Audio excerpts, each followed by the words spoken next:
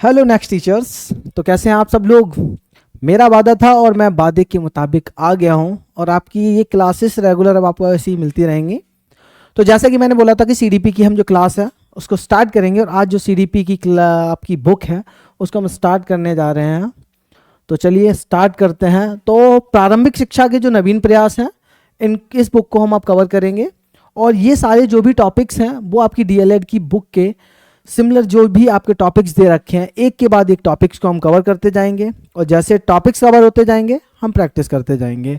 तो आज हम क्या पढ़ने वाले हैं, तो इस बुक में आज हम संवैधानिक जो प्रावधान है उनके बारे में पढ़ने वाले हैं। संवैधानिक प्रावधान मतलब जो हमारे कॉन्स्टिट्यूशनल प्रोविजंस हैं जो कि हमारी प्रारंभिक शिक्षा के रिगार्डिंग हमारे संविधान में दे रखे हैं उनके बारे में हम इनमें पढ़ेंगे, क्योंकि इनसे रिलेटेड क्वेश्चंस अक्सर कर एग्जाम्स में पूछे ही जाते रहते हैं। तो इसलिए इनके बारे में हमें पता होना भी बहुत ज़्यादा ज़रूरी रहता है। तो इसमें हम पढ़ने वाले हैं आर्टिकल 21A को, 29(2) को और 45 को पढ़ने वाले हैं। आर्टिकल मतलब अनुच्छेद, हमारे हिंदी वाले भाई बहन वैसे तो सभी को पता ही है लेकिन फिर भी इनको हम अनुच्छेद बोलते हैं। तो अनुच्छेद 21A में क्या है, 29(2) में क्या है और 45 में क्या है, इसको हम कवर करेंगे। शिक्षा किसी भी देश के लिए एक महत्वपूर्ण विषय रहता ही है, क्योंकि हम अपने जो छात्र हैं उनको अच्छे से शिक्षित करते हैं। इन फ्यूचर किसी भी राष्ट्र का जो भविष्य होता है उन्हीं पे निर्भर करता है। तो इसीलिए संविधान में इन सारी चीज़ों को कवर किया गया है। इससे पहले आपको पता होगा कि जो शिक्षा था, शिक्षा जो है वो बिफोर 1976 राज्य सूची का विषय हुआ करता था, लेकिन 1976 के बाद इसे समवर्ती सूची में डाल दिया गया। आपको पता ही होगा कि 3 तरीके की जो सूची है उनका जिक्र किया गया है हमारे संविधान में, राज्य सूची, समवर्ती सूची और केंद्र सूची। तो जिसमें से राज्य सूची के ऊपर पूरी जिम्मेदारी थी पहले शिक्षा को लेकर के, वही जिम्मेदारी अब दोनों को बराबर दे दी गई, यानी समवर्ती सूची। आपको पता ही होगा कि समवर्ती सूची में जो भी विषय होते हैं उन पर राज्य और केंद्र दोनों ही नीतियाँ बना सकते हैं और दोनों को ही अपने हिसाब से चला सकते हैं। नेक्स्ट स्लाइड में हम सीधा देखते हैं कि आखिर अनुच्छेद 21A बेसिकली है क्या। तो 86वां संविधान संशोधन होता है 2002 में, क्योंकि संविधान में समय समय पे संशोधन होते रहे हैं। तो 2002 में संविधान का संशोधन होता है, जिसके तहत संविधान में एक अनुच्छेद जोड़ा गया जिसको 21A बोला गया। इसके अनुसार ये था कि 6 से 14 साल तक के जो भी बच्चे हैं उनको निःशुल्क और अनिवार्य शिक्षा देना राज्य की जिम्मेदारी होगी। इसका अर्थ यह है कि कोई भी बच्चा आर्थिक या सामाजिक, इन पॉइंट्स को समझना बहुत जरूरी है। आर्थिक यानी पैसे की वजह से उसके पास फैमिली में कोई फाइनेंशियल प्रॉब्लम है, उसकी वजह से उसकी जो शिक्षा है वो प्रभावित नहीं होनी चाहिए। सामाजिक कारण, पुराने समय में ऐसे कई सारे कारण रहे हैं कि कुछ स्पेशल वर्ग होते थे जिनको शिक्षा का अधिकार होता था, जो पढ़ सकते थे लेकिन बाकी लोगों के पास नहीं होता था। तो इन चीज़ों को भी इन्होंने कहा कि सामाजिक कारणों की वजह से भी कोई छात्र जो है वो शिक्षा से वंचित नहीं रहना चाहिए, कोई भी फिर कारण हो इस चीज़ के लिए। अब हम बात करेंगे निःशुल्क एवं अनिवार्य बाल शिक्षा का अधिकार अधिनियम 2009। अभी तक हमने देख लिया कि आर्टिकल जो 21A था उसको जोड़ा गया और उसमें अधिकार दे दिया गया कि भाई सभी को हमको बराबर बराबर शिक्षा देनी है, सबको हमको पढ़ाना है। तो उसी को लेके बाद में एक अधिनियम आता है जो कि 2009 में आता है। अब इस अधिनियम में भी वही सारे प्रावधान किए गए, थोड़ा सा इसमें डिटेल में समझा दिया गया कि आखिर हमको सभी बच्चों तक जो शिक्षा है उसकी पहुंच को किस तरीके से बनाना है। तो जैसे कि यहाँ पे पहला ही पॉइंट लिखा हुआ है कि 6 से 14 वर्ष के बच्चों को 6 से 14 वर्ष के बच्चों को निःशुल्क एवं अनिवार्य शिक्षा का अधिकार इसमें दिया गया। यानी कि 6 से अगर 14 वर्ष के बच्चे हैं तो उनको निःशुल्क और अनिवार्य शिक्षा दी जाएगी। निःशुल्क का मतलब अगर उनके पास पैसा नहीं है, भाई सरकार आप अरेंजमेंट कराओ, कैसे कराओगे, लेकिन उनको शिक्षा मिलनी चाहिए, ये अनिवार्य है और जरूरी है। नेक्स्ट है कि ये 86वें संविधान संशोधन 2002 द्वारा जोड़ा गया था। यानी कि आपको याद होगा अभी जस्ट मैंने बताया था कि 86वें संविधान संशोधन 2002 के द्वारा कौन सा आर्टिकल जोड़ा गया था, 21A को जोड़ा गया था और इसी 21A आर्टिकल के तहत ये जो अधिनियम है वो आता है। अब शिक्षा को क्या बना दिया गया, एक मौलिक अधिकार बना दिया गया। आप सभी को पता ही होगा कि मौलिक अधिकार वे अधिकार होते हैं जो कि कोर्ट के द्वारा प्रवर्तनीय होते हैं, यानी जो न्यायालय होता है उनको प्रवर्तनीय कराता है। यानी ये ऐसे अधिकार हैं जिनको आपसे कोई भी छीन नहीं सकता है, जन्म लेते ही ये अधिकार आपको मिल जाते हैं। अब ये जो अधिनियम आता है, इस अधिनियम में टोटल 7 अध्याय और 38 खंड हैं, यानी कि 7 अलग अलग चैप्टर्स हैं और उनमें 38 खंड हैं। इनसे इतना डीपली क्वेश्चन अभी तक तो नहीं पूछे गए हैं। उनमें वही सारी चीज़ें हैं, जैसे कि आपका पहला अध्याय है उसमें प्रस्तावना दी गई है, उसके अंदर दूसरा खंड जो है उसके अंदर ये भी दे रखा है कि कितने तरीके के स्कूल्स होते हैं। तो बेसिकली ये सारी जानकारी जो है वो आपको ऑलरेडी पता ही होंगी कि कितने तरीके के स्कूल होते हैं। टोटल 4 तरीके के स्कूल होते हैं। कभी कभार क्वेश्चन पूछा जाता है कि स्कूल जो होते हैं कितने तरीके के होते हैं, या बोल सकते हैं कितने प्रकार हैं। तो अगर हम स्कूलों के प्रकार की बात करेंगे तो सभी को पता है कि पहला प्रकार कौन सा होता है। एक तो निजी स्कूल होते हैं,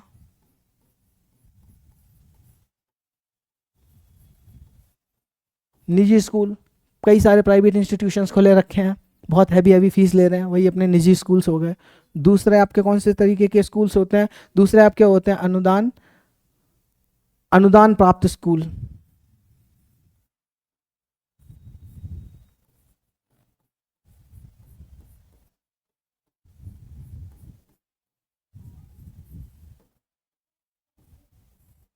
अनुदान प्राप्त स्कूल होते हैं। उसके अलावा विशेष श्रेणी के स्कूल होते हैं, जैसे कि नवोदय हो गया, आपका केवीएस हो गया, नवोदय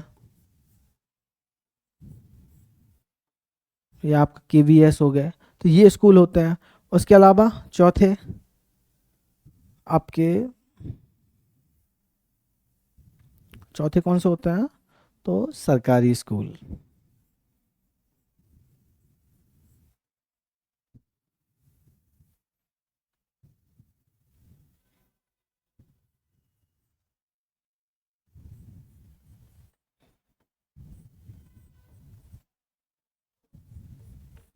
उसके अलावा और क्या क्या इसमें दे रखा है इनके अध्यायों के अंदर, जैसे छात्रों के लिए क्या क्या करना है, शिक्षक छात्र अनुपात क्या होना चाहिए, शिक्षकों के क्या कर्तव्य हैं, अभिभावकों के क्या कर्तव्य हैं। तो इस तरीके की काफ़ी सारी चीज़ें हैं वो डिटेल में दे रखी हैं, जिनको आप हमारे नोट्स में पढ़ लेंगे। आगे बात करते हैं नेक्स्ट आर्टिकल की, अनुच्छेद 29(2) के बारे में। तो आर्टिकल 29(2) क्या कहता है, ये कहता है, सबसे पहली चीज बताता है गैर भेदभाव के बारे में, कि यह प्रावधान किसी भी शैक्षणिक संस्थाओं में प्रवेश के समय समान अवसर की गारंटी देता है। कोई भी शैक्षणिक संस्थान है उसके अंदर अगर छात्र प्रवेश लेना चाहता है तो उसको अवसर जो मिलेंगे वो समान होने चाहिए। अब यहाँ पे आधार भी बताया गया कि आप भेदभाव किन आधारों पे नहीं कर सकते हैं, यानी आप प्रवेश देने से मना नहीं कर सकते हैं, केवल धर्म के आधार पर, जाति के आधार पर, मूल वंश के आधार पर या भाषा के आधार पर। इनमें से किसी का भी आप सहारा लेकर किसी भी छात्र को उसकी शिक्षा हेतु उसके प्रवेश लेने से आप वंचित नहीं कर सकते हैं। नेक्स्ट, ये लागू क्या होता है, तो यह निजी और सरकारी दोनों तरीके के स्कूलों पे लागू होता है।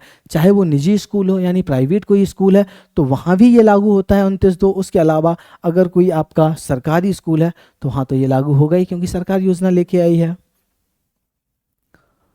अनुच्छेद 45, अगले अनुच्छेद की हम अगर बात करेंगे आर्टिकल की, तो वह आर्टिकल 45 बेसिकली ये क्या है, अभी तक हमने पढ़ा था 21(a) जो था वो किस में था, हमारे मौलिक अधिकार यानी फंडामेंटल राइट में आ रहा था, लेकिन ये आर्टिकल 45 है तो ये राज्य की नीति निर्देशक तत्वों के अंतर्गत आता है। अब इसका मूल उद्देश्य क्या है, तो इसका मूल उद्देश्य है कि 6 वर्ष से कम उम्र के बच्चों के लिए शिक्षा और पोषण को सुनिश्चित करना। बेसिकली अभी मैंने आपको बताया था कि जो 86वां संविधान संशोधन हुआ था उसके तहत क्या हुआ था, 21(a) को जोड़ा गया था। लेकिन जब वो संविधान संशोधन नहीं हुआ था उससे पहले इसी आर्टिकल की जिम्मेदारी थी कि जो 6 से 14 वर्ष के बच्चे हैं उनको सुनियोजित शिक्षा प्रोवाइड कराई जाए। लेकिन आगे क्या होता है, 86वां संविधान संशोधन होता है 2 में, और इससे पहले 14 वर्ष तक के जो बच्चों के लिए शिक्षा थी जिसे बदल के केवल 6 वर्ष से कम आयु के बच्चों के लिए कर दिया गया, क्योंकि अब 6 से 14 की जिम्मेदारी तो वहाँ 21(a) ने ले ली है। तो यहाँ ये बोल दिया गया कि भाई आप पोषण का ध्यान रखिए, इनकी देखभाल करिए बच्चों की। अब इनसे संबंधित अनुच्छेद में क्या है, तो 6 से 14 वर्ष के बच्चों के लिए अनिवार्य शिक्षा को अनुच्छेद 21(a) के तहत मौलिक अधिकार बना दिया गया था। इसकी वजह से ये बदलाव किए गए थे, वही सारी चीज जो मैं ऑलरेडी बोल रहा हूँ। अब यहाँ राज्य का कर्तव्य क्या है, तो यह सरकार यानी राज्य सरकार का एक कल्याणकारी नीति है, यानी ये राज्य की एक कल्याणकारी नीति है। इसका मतलब है राज्य को ये चीज़ें फॉलो करानी ही होंगी और इसके लिए वो कोई चार्जेस नहीं ले सकते हैं।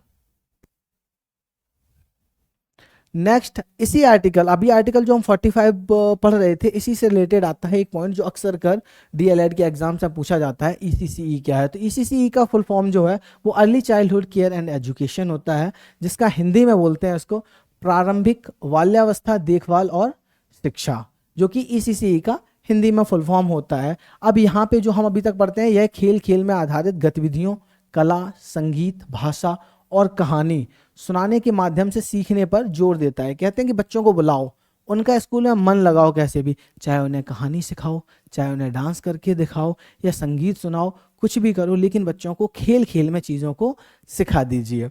उसके अलावा यह एनईपी 2020 के ये वाला फॉर्मूला 5+3+3+4 फॉर्मूले के पहले 5 वर्षों के फाउंडेशन स्टेज का ये क्या रहा है, ये आधार भी रहा है। अब बाल अधिकार आते हैं इसके बाद में, क्योंकि यहाँ तक आई होप आपको पॉइंट्स क्लियर होंगे। फिर भी अगर कोई डाउट है then you can leave a comment. Next आते हैं हमारे बाल अधिकार। तो सबसे पहले बाल अधिकार यानी शब्द से ही हमको समझ में आता है कि यहाँ क्या होगा। बाल अधिकार, अब ये वाले बालों के तो अधिकार होंगे नहीं, बाल का मतलब बालक, यानी बालकों के यहाँ अधिकारों के बारे में इसमें हम सेक्शन में बात करेंगे। तो इंपॉर्टेंट पॉइंट्स कवर करते हैं इसमें कि बच्चों को मिलने वाले मूल अधिकार जिन्हें सरकार और समाज सुनिश्चित करते हैं वही क्या है, बाल अधिकार। कुछ ऐसे अधिकार हैं जो कि सरकार ने निर्धारित किए हैं, जैसे उनको शिक्षा का अधिकार है, ये किसने, सरकार ने नियोजित किया है। उसके अलावा कुछ समाज भी है जो उनके अधिकारों को क्या करते हैं, सुनिश्चित करते हैं। अब संयुक्त राष्ट्र संघ ने बाल अधिकारों की घोषणा 20 नवंबर 1989 को की थी। सबसे बड़ी बात तो यह है कि बाल अधिकारों से हम लोग इतनी अच्छी तरीके से जागरूक हैं, हमें पता है बालकों के क्या अधिकार होते हैं। फिर भी हम आज के समय में देखते हैं कि कई सारे होटल पे छोटे छोटे बच्चे काम करते हुए दिख जाते हैं, कई जगह मजदूरी करते हुए दिख जाते हैं, ऐसी जगह जहां उनकी जान का खतरा होता है वहां बच्चे काम करते हुए दिख जाते हैं। काफ़ी सारी ऐसी खबरें रहती हैं कि बच्चों की किडनैपिंग होती है, उनको बेच दिया जाता है, उनकी तस्करी होती है, उनके अंगों का व्यापार होता है। तो इन सभी चीज़ों को देखते हुए ही बाल अधिकार लाए गए थे, जिनको कि आप ये याद रखेंगे डेट 20 नवंबर 1989 को संयुक्त राष्ट्र संघ ने इन अधिकारों की घोषणा की थी। अब बाद में क्या होता है कि भारत सरकार ने इसे 11 दिसंबर 1992 को अंगीकृत किया। देखो काफ़ी टाइम लगा भारत सरकार को इनको अंगीकृत करने में, मानने में, तो वो ये डेट एमसीक्यूज में पूछ ली जाती है, तो इसलिए आप इसको याद रखेंगे 11 दिसंबर 1992 में भारत सरकार ने इसको अंगीकृत किया। अब राष्ट्रीय बाल नीति 22 अगस्त 1947 22 अगस्त 1947 को बालकों के कल्याणार्थ ही आई थी, जो कि कौन लेके आया था, भारत सरकार इसको लेके आई थी। नेक्स्ट हम बात करेंगे 4 प्रमुख अधिकारों के बारे में। तो जैसे कि शिक्षा का अधिकार हो गया, श्रम निषेध हो गया, और यौन सुरक्षा हो गया, और भेदभाव से मुक्ति। ये सारे कुछ 4 आपके प्रमुख अधिकार हैं जो कि जिनका जिक्र इसमें किया गया है। अब शिक्षा का अधिकार क्या है, जिसको राइट टू एजुकेशन बोलते हैं। तो लगातार वही चीज़ें रिपीट करे जा रहा हूँ कि 6 से 14 वर्ष की आयु के जो बच्चे हैं उनके लिए कैसी होनी चाहिए, निःशुल्क, मुफ्त का मतलब निःशुल्क शिक्षा होनी चाहिए। और कैसी होनी चाहिए, अनिवार्य शिक्षा होनी चाहिए, यानी कि हर बालक तक शिक्षा का पहुंचना आवश्यक है। उसके अलावा श्रम निषेध किया गया है कि 14 वर्ष से कम उम्र के बच्चों से मजदूरी, खतरनाक कार्यों में लगवाना दंडनीय अपराध है। यानी अगर आप बच्चों को जबरन कोई ऐसा कार्य करा रहे हैं जिसमें कि उनके प्राणों को खतरा है और वो अपनी पढ़ाई से वंचित रह जा रहे हैं, देन ये कैसा होगा, एक दंडनीय अपराध होगा। इसमें आपको कारावास भी हो सकता है और उसके अलावा आपको आर्थिक दंड भी दिया जा सकता है। उसके अलावा यौन सुरक्षा, जिसको पॉस्को एक्ट बोला गया, बच्चों को यौन दुर्व्यवहार से बचाने के लिए कठोर कानून बनाए गए हैं। क्योंकि पिछली ऐसी काफ़ी सारी रिपोर्ट्स हैं जिनमें हमने ये देखा है कि सबसे ज़्यादा अगर बच्चों के साथ यौन शोषण कहीं पे होता है तो वो यही प्लेस होते हैं, स्कूल्स वगैरह, जहाँ पे उनके साथ काफ़ी सारा यौन शोषण की घटनाएं देखने के लिए मिलती हैं। कई सारी आपने न्यूज़ वगैरह ये सब देखी होंगी, उसको डिटेल में मुझे कुछ बताने की आवश्यकता नहीं है। तो यहाँ यौन सुरक्षा के लिए भी इसमें प्रावधान किए गए हैं। भेदभाव से यहाँ पे मुक्ति की गई है। जाति, लिंग, धर्म या जन्म स्थान के आधार पर इनमें भेदभाव रहित विकास का अधिकार भी दिया गया है। उन्होंने बोला है कि किसी भी बच्चे के साथ, किसी भी बालक के साथ इस आधार पे हम भेदभाव नहीं करेंगे कि वह किस धर्म का है, वो हिंदू है, मुस्लिम है, इस आधार पे हम उसके साथ भेदभाव नहीं कर सकते हैं। उसके अलावा उसके लिंग के आधार पे नहीं कर सकते हैं, जिसको जेंडर डिस्क्रिमिनेशन बोलते हैं, कि ये लड़का है तो उसको ये काम नहीं करना चाहिए, लड़की है तो उसको तेज नहीं हंसना चाहिए, ये सारी चीज़ें, क्लास में शांत रहना चाहिए। तो ये इस तरीके के काफ़ी जो भेदभाव हैं वो नहीं होने चाहिए, यानी कि उनका जो विकास हो वो कम्प्लीटली कैसा हो, भेदभाव भेदभाव रहित होना चाहिए, यानी कि उनके साथ किसी भी तरीके का कोई डिस्क्रिमिनेशन नहीं होना चाहिए। इसी के तहत क्या आ जाते हैं कुछ और संवैधानिक प्रावधान है, जिसमें आपका आर्टिकल 23 है और आर्टिकल 24 है। बेसिकली आर्टिकल 23 में क्या दे रखा है, तो आर्टिकल 23 जो है वो तस्करी वगैरह, ह्यूमन ट्रैफिकिंग जिसको बोलते हैं, मानव तस्करी, मानव तस्करी पर रोक लगाता है ये।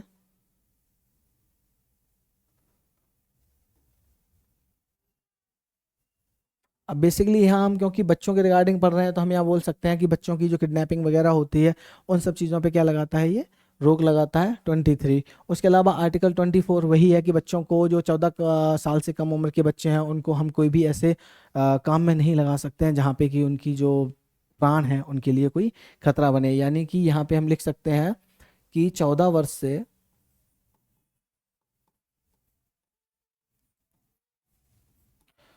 कम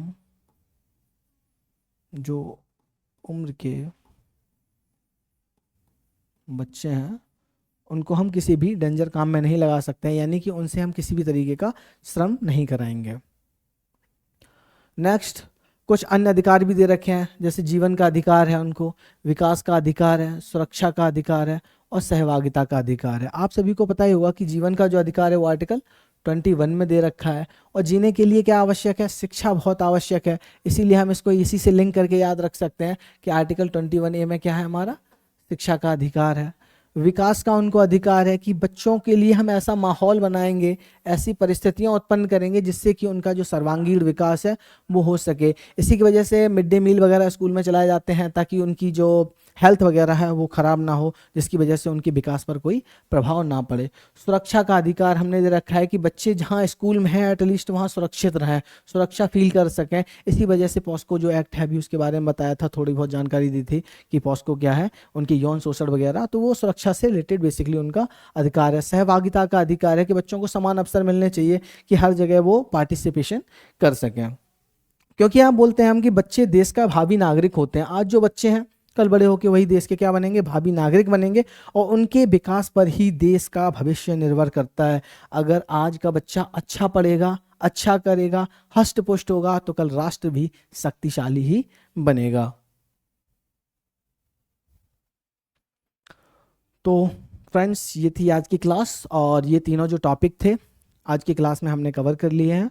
हमने आर्टिकल 21A को देख लिया है, उसके अलावा 29(2) को देख लिया, आर्टिकल 45 को देख लिया, ECCE क्या है उसको भी हमने इसमें कवर कर लिया, और बाल अधिकार को कवर कर लिया है। अब हम अगली वीडियो में इन तीनों टॉपिक्स के मिले जुले हम प्रैक्टिस को लेके आएंगे, जिसमें कुछ MCQs होंगे, और उसके अलावा लघु उत्तरी, अति लघु उत्तरी और लॉन्ग टाइप के जो क्वेश्चंस हैं अगर एग्जाम में पूछे जाते हैं तो हम उनको कैसे अटैम्प्ट करते हैं, ये चीज़ को भी हम देखेंगे। तो आज का सेशन कैसा लगा आपको, प्लीज़ कमेंट करके ज़रूर बताइएगा, और हमारे साथ इसी तरीके से जुड़े रहिएगा। हम आपके साथ तब तक जब तक हम आपको टीचर नहीं बना देते। तो चलिए मिलते हैं अगली वीडियो में, इसके नेक्स्ट पार्ट में।